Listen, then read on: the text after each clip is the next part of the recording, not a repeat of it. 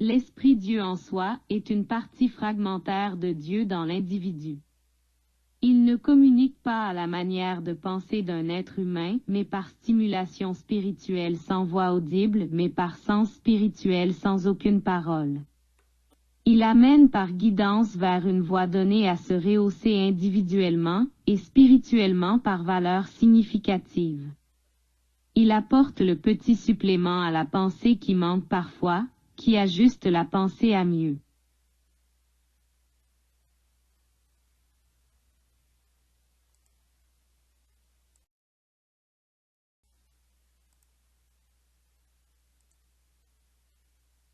Il ne contrevient jamais à la volonté de son hôte, le respect de la volonté de son hôte est suprême, dans le sens de l'identité de l'individu. Le but est motivé par l'amour du Père universel. La pensée forme l'individualité de l'être humain en étant libre de choisir la voie qu'il ou qu'elle veut emprunter dans sa pensée et de croître autodidactement dans ses perspectives.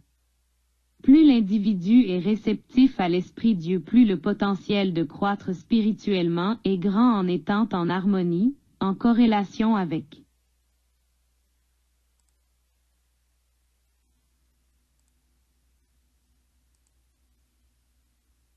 C'est une forme de pré-personnalité. L'individu est la route de sa personnalité, mais Dieu est la destinée de la personnalité. Le corps physique est le tabernacle de l'âme et l'esprit est de la personnalité de la pensée. Le corps physique est destiné à mourir un jour dans le temps. L'âme est le corps immatériel de l'individu mortel, il devient le tabernacle de l'esprit après la mort du corps physique dans le monde morontiel.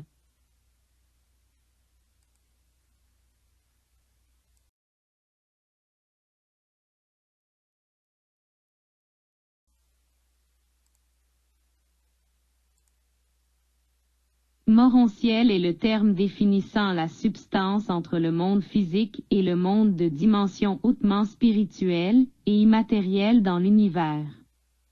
L'âme individuelle est faite de substance et de composition morontielle. Elle est la suite de ce qui a été engendré par évolution et expérience cumulative au cours de la vie mortelle de l'individu quand l'Esprit Dieu revient dans son hôte. L'Esprit Dieu fait une sauvegarde de la mémoire matérielle pendant l'incarnation.